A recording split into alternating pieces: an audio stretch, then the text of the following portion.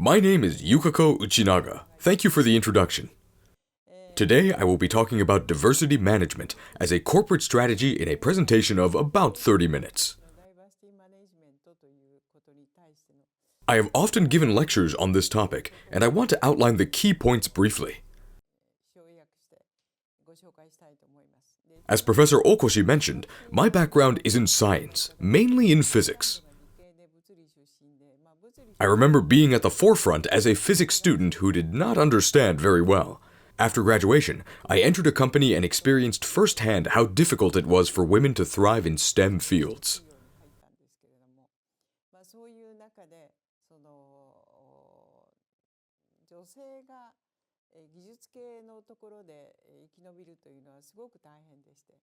We often talk about diversity, but when I started working, it was tough. However, it is not so meaningful to talk to you about the situation at that time, so I would like to focus on diversity management today. Specifically, I would like to share the importance of women's active engagement as the first step in diversity management for corporate strategy.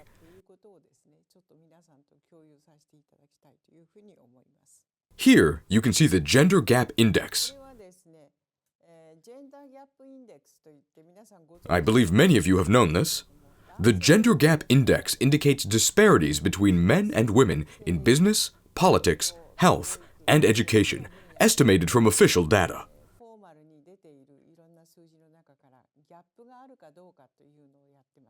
Among 146 countries, including the OECD nations, the ranking was published by estimating these gaps using formally published statistics.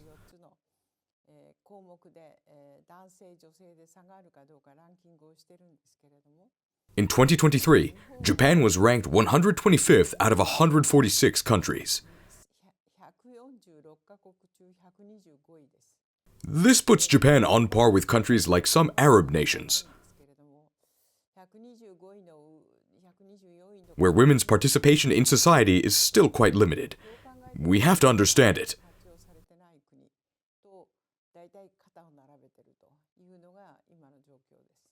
Nevertheless, we know the situation now should be better than before, because we often talk about the promotion of women's advancement, both in the workplace and academia. However, Japan was ranked 125th. Looking back at 2010, when nobody in Japan was talking about women's advancements in the workplace, among the 146 countries, we were ranked 94th.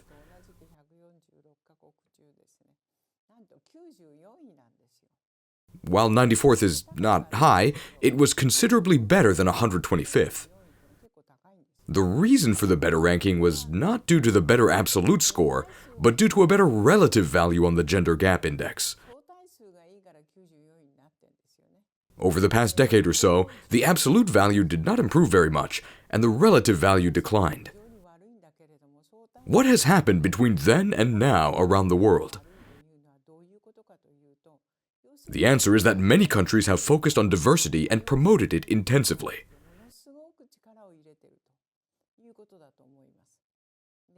So it is important to ask, why has the world shifted its focus to diversity so significantly? Though I understand the importance of concepts like racial equality or gender equality,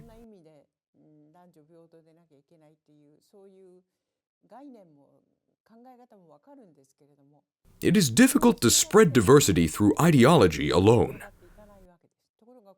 However, women's advancement has spread all over the world in the past decade. The key point is to understand the background of this spread of women's advancement in the world.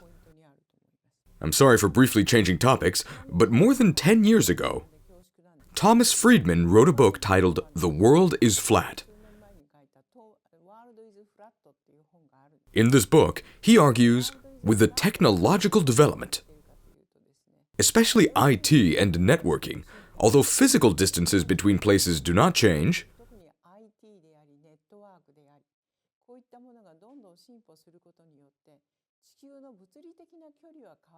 the relative distances or differences are shrinking and the world is becoming more flat.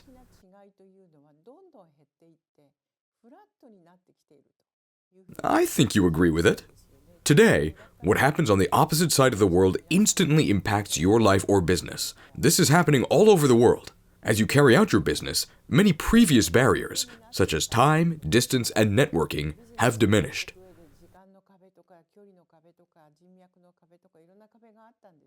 Today, these barriers are shrinking even further thanks to rapid advancements in communication technology and faster information transfer.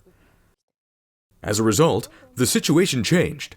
About 20 years ago, when Japan was called number one, improving quality, usability, and functionality was a valid strategy.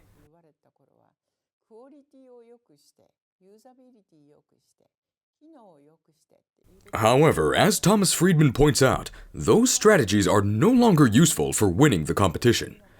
Today, it is essential not just to change the style of business, but to transform the entire business model. Even within the same business segment, you must rethink how the business operates. This is a very important message, which is strongly related to the advancement of diversity all over the world that I talked about earlier. When you want to change a business model, the top management of a company would say, "Well, I see. We need to change our business models." Then they start thinking of new models. However, most of the decision makers rely on similar success stories from the past. They have had almost the same failures and successes, remaining within the same cultural framework. For them, changing business models is difficult. This is why countries around the world have focused on people who are different from those who achieved success and failure in the past. People who are not tied to outdated knowledge need to come together to develop new business models. Otherwise, changing the business model becomes nearly impossible. From this perspective, companies have noticed that diversity is important for business competitiveness. Therefore, diversity, including the promotion of women's advancement, has rapidly spread through society and progressed far more in many countries compared to the past. Even in Japan, the situation has significantly improved. However, Japan is still ranked 125th, showing that the changes we have made so far are not enough. Now, let me show you some older data about technological advancements. You know Moore's Law, which mainly refers to the improvement of semiconductor performance, predicting that it can increase 100 times in 10 years and 10,000 times in 20 years. Historically, technology developed at such a speed. For example, as shown here, 3D printing technology improved 400-fold in performance over 7 years. Drone technology advanced 142-fold in 6 years. Solar power generation improved 200-fold in 20 years. And DNA analysis technology progressed 10,000-fold in 7 years. The technological development is astonishingly fast. Such fast technological development makes it meaningless to set goals or objectives.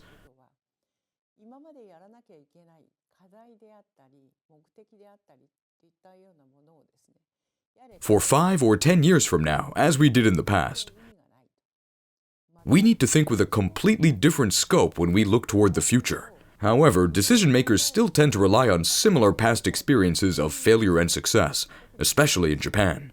No matter how much technology advances, it is difficult for people who have experienced the same failures and successes to come up with changing business models.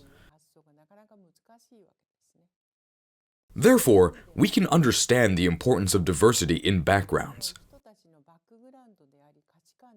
ways of thinking, and decision-making criteria to generate new business models globally. Now, I want to talk about another important point. Another point is that people's capabilities have changed a lot in recent years. What may seem recent to me might be the usual for you. A person's capabilities 10 or 20 years ago, when Japan was often considered number one, are very different from those today. Now, you have a lot of different tools to gather information, share it, and create communities.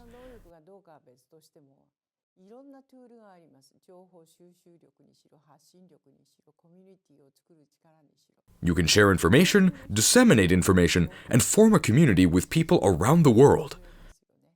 In such circumstances, if you are motivated, creating a new business may not be very difficult. You can do it not because you have more abilities, but because you are in a circumstance to utilize various tools. Such a change in society is very large. Based on the change in society, the top decision makers in companies say, well, we also have to change our business model, so please consider new models. That's what they say. However, the traditional organizational structure is not well suited for such changes. The figure on the left represents the 20th century hierarchical model. Although organizations have evolved somewhat, this structure still exists in many companies, where general office work is at the bottom, followed by managers and senior managers at the top. In this system, proposals move slowly up the chain, and decisions are communicated back down, which takes far too long. The 21st century model, shown on the right, operates differently when it comes to changing business models. Many ideas from different persons, for example, tens of different ideas are collected in parallel. And then rather than discussing which is the best idea, you just try it out because you can gather information to disseminate information and to create communities. And therefore the ideas can be implemented quickly. After implementation, there will be many failures, but there will also be some successes. Such a cycle can be completed in a very short time, like 3 or 6 months. In that sense, the 20th century monoculture model, based on rigid algorithms, and the PDCA, Plan, Do, Check, Act cycle, is not suitable for generating new ideas. I talked to many corporate managers about this topic, and they said, yes, we have to change. We need to transform our organizations. However, a problem occurs in changing the organization from a monoculture organization to a more diverse, heuristic model. Who will implement these changes? It is difficult for employees who share the same circumstances, the same way of thinking, and the same experiences. To change an organization from an algorithm to a heuristic model. Thus, the transformation is difficult. In such situations, it is important to promote diverse persons who do not belong to the group. Among them, women are the best example, as they make up about 30% of the workforce in companies. But do not share the same success experiences as men. In other words, they are not influenced by past success experiences. For example, in Japan, we often say, diversity is important for changing the business model. We need to bring in diversity to shift from an algorithmic approach to a heuristic one. One potential strategy for achieving diversity is to rely on foreign employees. However, if the background differences are too large, it may not work well. Take, for instance, the Lehman Brothers collapse. Afterward, many employees from Lehman joined Nomura Securities, likely because Nomura Securities wanted to introduce diversity. However, the cultural gap was too great, and it did not work as expected. For diversity, if the gap is too big, it would not work. And of course, if the gap is too small, that does not mean diversity. In a highly homogeneous society like Japan, women in companies tend to understand the situation relatively well, but they do not take part in the decision-making process. Thus, women are not as fixed on past success as men. However, the implementation of diversity does not end with women's advancement. It is just the first step. Starting from women's advancement, bringing in new ideas and then bringing in people with different ideas is an important step.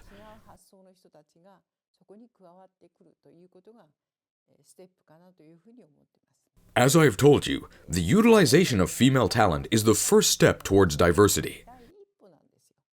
I believe that the utilization of female talent acts as a litmus test for diversity within an organization. It is not a gender issue. It is about the balance between minorities and majorities. Promoting diversity through women's advancement is a low-risk strategy that offers significant benefits to an organization. We have a lot of women in society who have enough knowledge about the organization and business and understand relatively well about the corporate culture and atmosphere. Therefore, you can utilize the advantages of women as a minority with minimal risk. After the success of the implementation of diversity by women's advancement, you can take a step further to spread diversity by bringing in foreign nationals, the LGBTQ+ community, people with disabilities, and elder people. After such a discussion, I am often asked whether companies utilizing female talent are making profits. Well, that is a very good question. It is very difficult to compare a company's profits with and without female talent because no such clear-cut comparison exists. However, a US-based company, Catalyst, conducted a survey that ranked Fortune 500 companies by the percentage of female board members. They then compared the top quartile of companies with the highest percentage of women on their boards to the bottom quartile with the fewest, measuring their financial performance.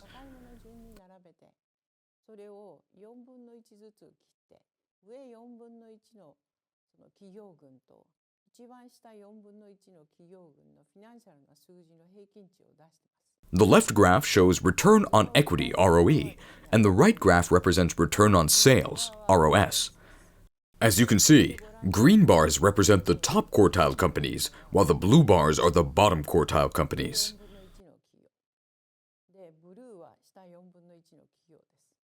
From the graph, companies with many women board members tend to possess better financial outcomes.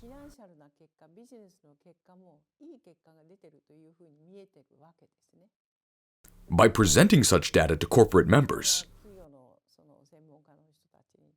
if they understand that diversity and women's advancement are good for corporate strategy, the situation is simple, but it does not work so simply.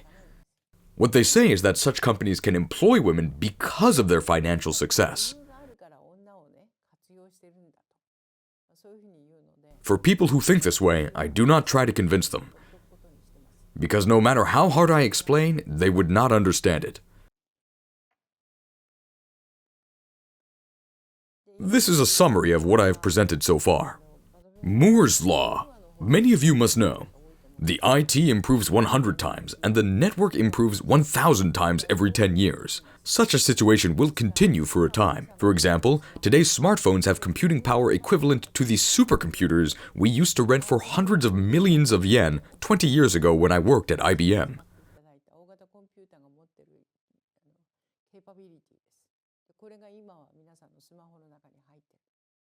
In 10 or 20 years, similar changes will certainly occur. Therefore, we have no choice but to change the business models today.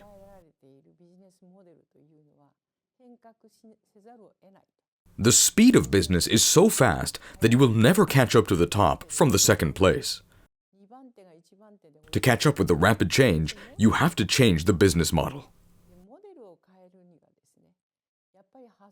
To change the business model, you need to have people with diverse ideas. Otherwise, the probability of developing a new business model will become very low. I'm not speaking from a standpoint of human rights or women's rights here. To win or even survive in today's competitive market, diversity and uniqueness of ideas are necessary. Otherwise, you cannot stay competitive. Here, Japan is the epitome of monoculture. Unless you change, we will lose the competition.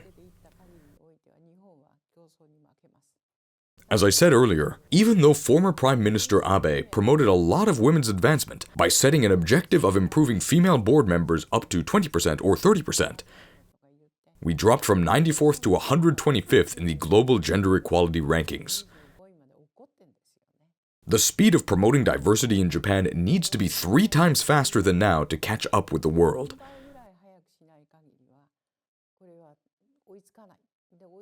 Otherwise, we cannot keep the competitiveness. To win the competition for a company to become stronger, drive innovation, and change their ways of thinking, you have to promote people with different ideas, and the first step would be women's advancement. I'm not talking about the problem of gender. In the case of women, they were already available in companies, so the best thing you could do is to involve women in the decision-making. Let me explain why I am so confident in advocating for women's advancement in the workplace.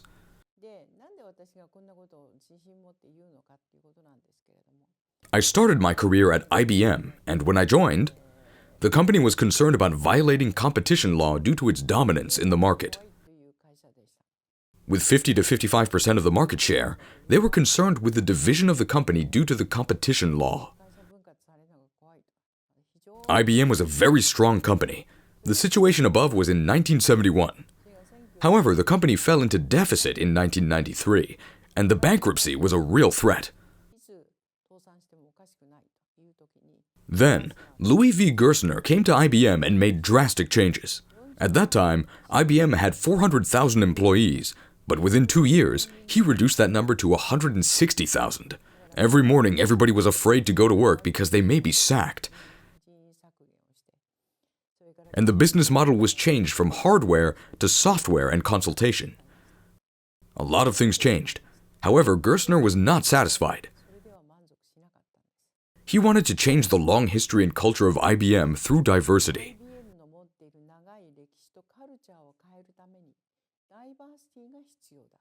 IBM was run by the white Anglo-Saxon Protestants, the East Coast elite who created IBM.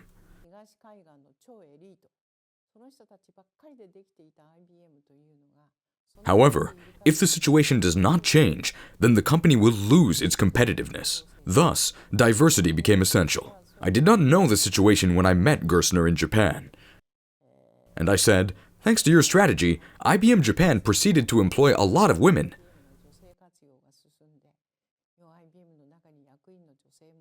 There are a lot of female board members and females in managerial positions. Thank you very much.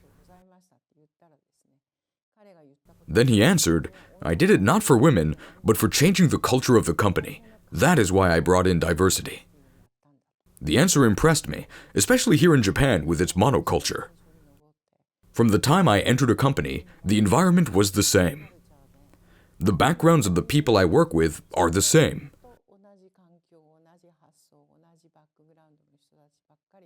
For such a person, it is very difficult to change their mind, to change their way of thinking. Therefore, it is necessary, especially in Japan, to bring in diversity to change the way of thinking. Another example comes from Nissan. Nissan was struggling against Toyota, but their revenue and sales were declining.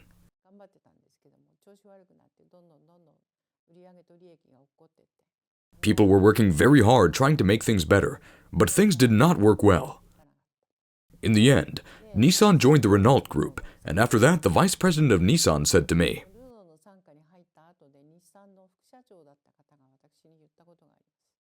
I noticed why Nissan failed after joining the Renault Group.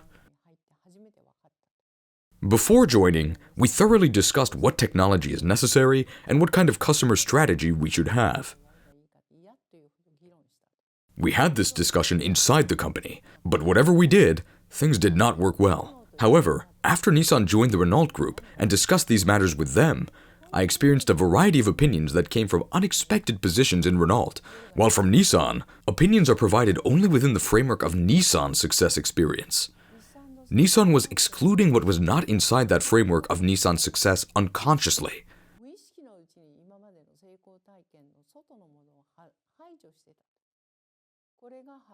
And that hampered them from changing the way of thinking. There was a need to go beyond that framework, but nobody was able to do that. Therefore, in that sense, promoting women for diversity is effective because half the population is women. Even now, there are a lot of talented women who have not been in the decision-making position. They have a flexible way of thinking. It is not only applicable to women. The important point is to promote persons possessing flexible ways of thinking.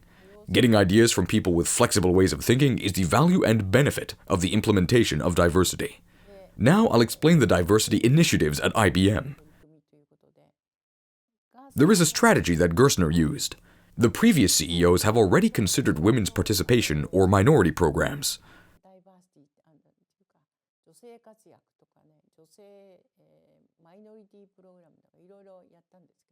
But Gerstner did something different. He started to use the word diversity. I heard this word for the first time from Gerstner. In addition, he settled that the top priority for diversity is women. IBM had offices abroad in 171 countries, and the common minority in these countries were women. He started to promote women's advancement in the workplace. To this point, the previous CEOs have raised a similar tagline. The biggest difference between the past CEOs and Gerstner was that after Gerstner became CEO, he talked about diversity and said that women were the top priority, but that was not the end. He measured the progress of diversity in each country by establishing indicators once every 3 or 6 months. So the CEOs of its subsidiaries had to report back to Gerstner about the progress of diversity, and by reporting, they could see how much progress they have had. No previous CEOs had taken such an approach. The Japanese company president talked about the importance of promoting female talents. They say important or necessary, as they also talk about other important matters.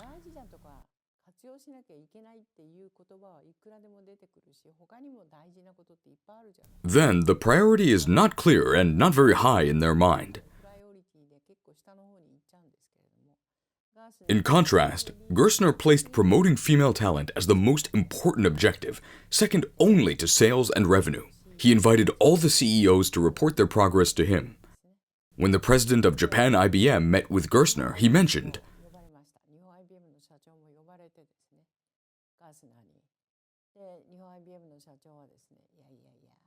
"Well, we are trying hard in Japan. There is a female board member. Now, there are no other Japanese companies with a female board member. I was the woman on the board." However, Gerstner responded, "That is wonderful. However, regarding women's participation, you need to know that Japan IBM ranks 171st out of 171 countries.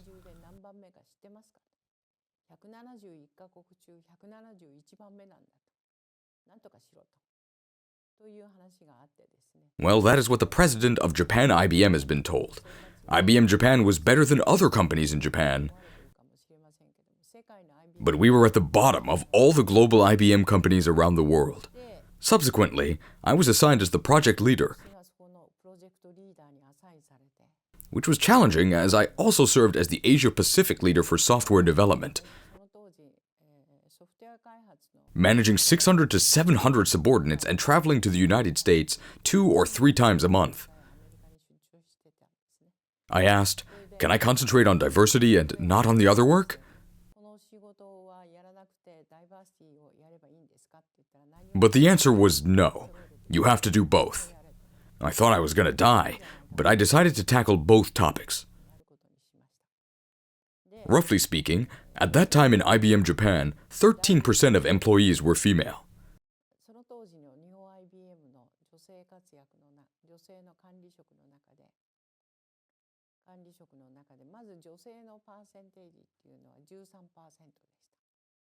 Almost all females were employed in regular positions. However, in the management positions, only 1.5% were female. I had to confront improving the ratio of females in management positions. I gathered all the female employees and I told them, "This is what Gerstner says. What do you think?"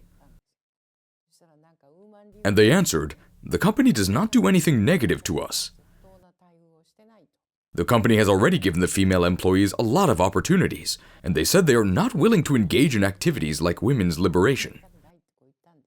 However, when I told them the fact that only 1.5% of the management positions were occupied by females, despite 13% of employees being female, they noticed something was wrong and changed their minds to confront the problem.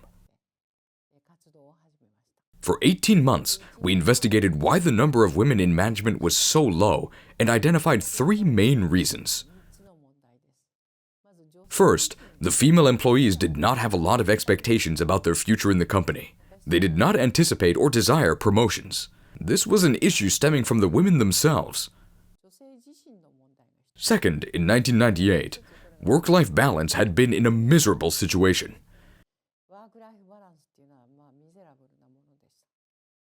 They had to work overnight. They had to work long hours.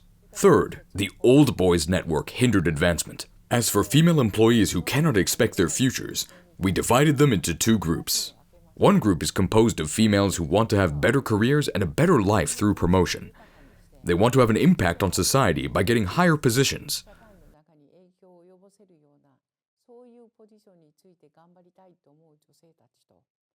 The other group is composed of females who do not want to be promoted.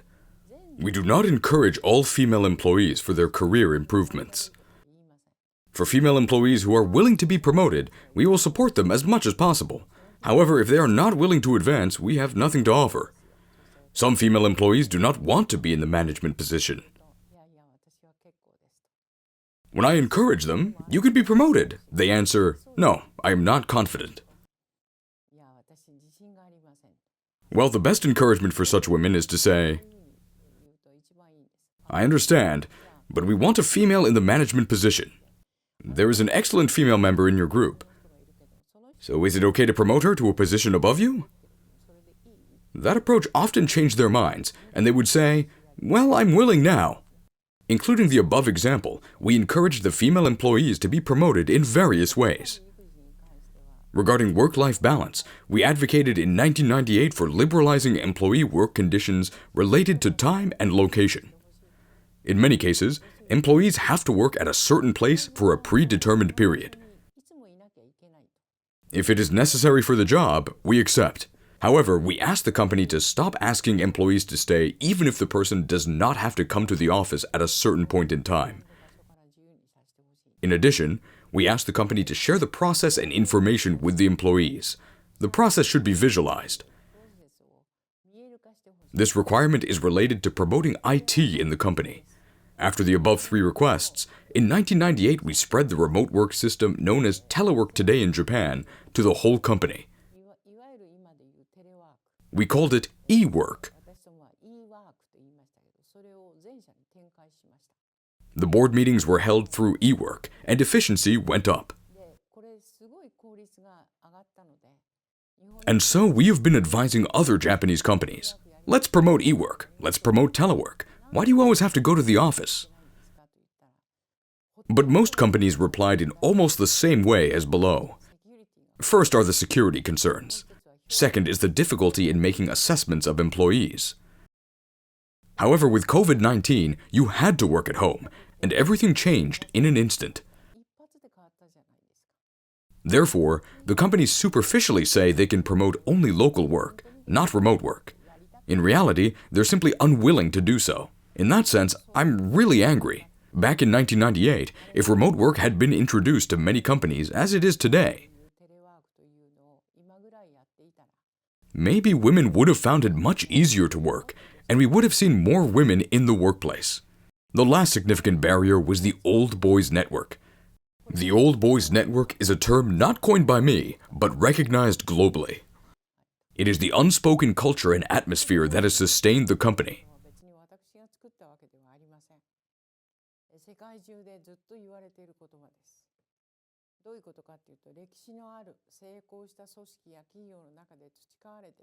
Such as an unwritten rule, premise, how to work, or how to communicate. That is cultivated in a successful organization with history. The Old Boys Network is especially strong in a monocultural country like Japan, where people share the same success experiences.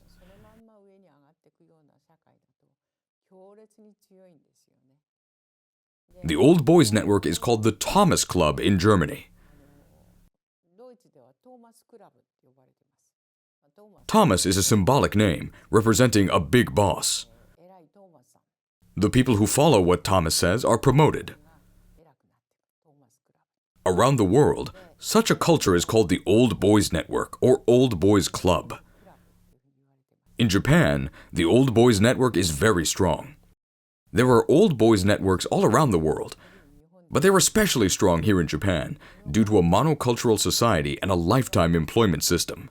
When change in the world is gradual, the Old Boys Network is efficient as a whole and is an easy system to gain a consensus. So at the time when it was said that Japan was number one, the Old Boys Network was a good system that enabled persons in an organization to communicate without words. But now, why are we saying that the Old Boys Network is not good? Because women are excluded from the network. Men think that there is no need for women to be included in the network. Moreover, men do not recognize that women do not understand the culture. Here I raise an example of my experience when I was attending meetings just after I became a management position.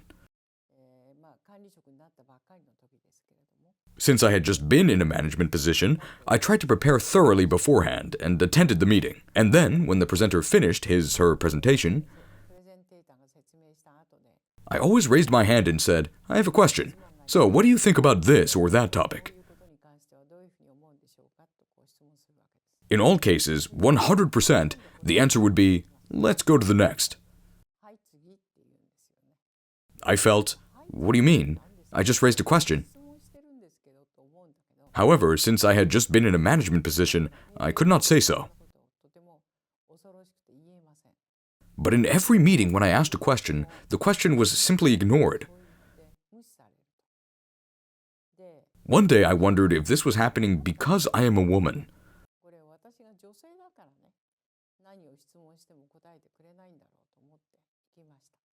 However, the other day I recognized an interesting point. In every meeting, after presenter X finished his presentation and said, "Any questions?" the people who made opposing comments always started by praising the presentation.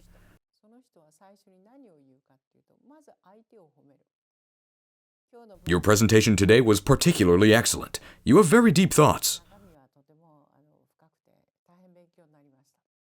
"I learned a lot, but from a different perspective. It could be this and that." So it was really an opposition statement, but that was convincing to the presenter, and the presenter said, "Please take notes, and I will think about it." That was the pattern I saw everywhere I attended. I recognized, "Oh, I see. You know, certain words precede your statement." It does not really make a lot of sense, but whenever you want to oppose someone, you must praise first. So I started to do it the same way. Firstly, I praised the presenter for giving a wonderful presentation, and then I stated my opposition.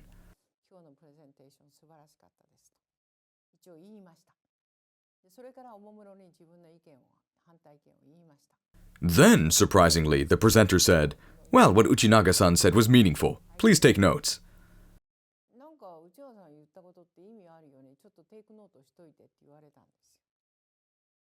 I was surprised at the fact that I had difficulties making statements for several months due to such a trivial matter. I just did not know the rule.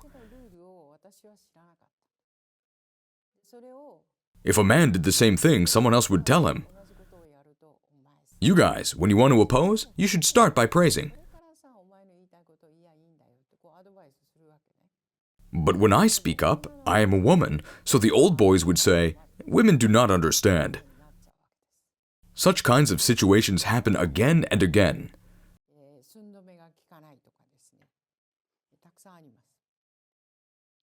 The slide shows various examples of old boy network. These are the business rules created by men and the rules that work only in situations where there are only men.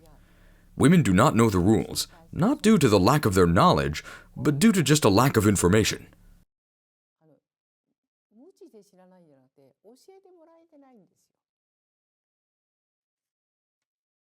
From my experience, being left out of the network had been difficult for women to advance in their careers.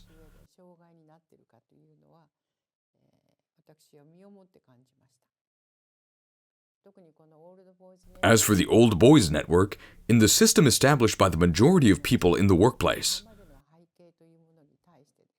unless we have to consider how to accept and incorporate different ideas, diversity will not work well. So, when you make decisions, although issues like childcare leave, work style, and work-life balance are all important, it's equally important to have an open mind and accept ideas different from your own.